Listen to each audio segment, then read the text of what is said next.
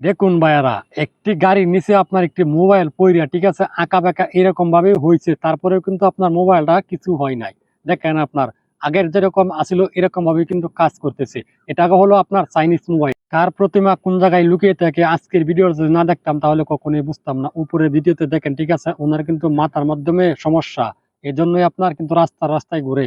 আর দেখেন রাস্তার পাশে বৈশা কিরকম ভাবে আপনার প্রতিমা দেখাইতেছে।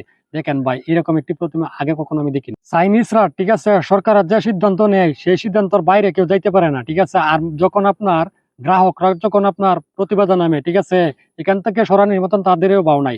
দেখেন আপনার রাস্তা গেছে, তারপরেও ওনার বাড়িটা কি ভাঙা লেগে দিছে না, ঠিক আছে।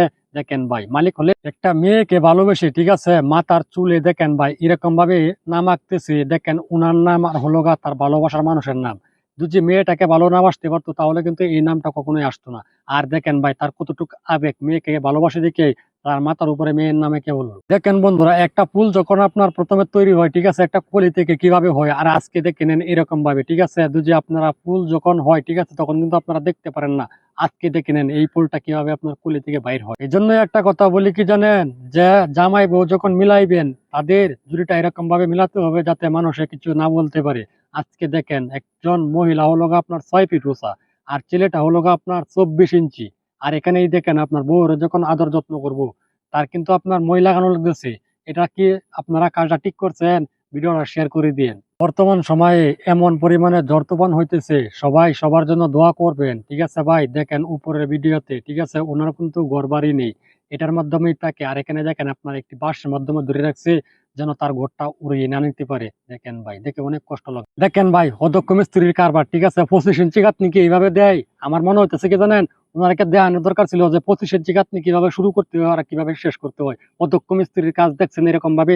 দেখুন তো ভাই, এখানে একটা প্রশ্নের বিষয়, ঠিক আছে, এটা কিন্তু অনেকেই জানে না। যখন আপনার পিলারের পাশে দরজা লাগাতে হয়, সেই জায়গাটা যদি আপনি একটা করে ইট গাঁথনি দেন, ঠিক আছে, সেই গাঁথনিটা কিভাবে দিবেন? এরকম ভাবে যদি আপনি স্টিল তারকাটা মেরে নেন তাহলে কিন্তু আপনার গাঁথনিটা অনেক শক্তিশালী হবে। এটাই হলো গা আপনার কাজের মূল পরিচয়। বাইরে ভাই দেখেন সাটালাইয়ের কাছে এরকম ভাবে সাটালাইয়ের কাজ করতে আপনারা কি আগে কখনো দেখছেন কিনা, ঠিক আছে, আমি জানি না। আজকে দেখেন ভাই এরকম ভাবে যদি সাটালাই দিতে আজকে প্রথম দেখলাম। এই কাজটাকে শক্তিশালী হবে। দেখেন ভাই, এটা কিন্তু ইঞ্জিনিয়ার ছাড়া কিন্তু কাজটা হইতেছে।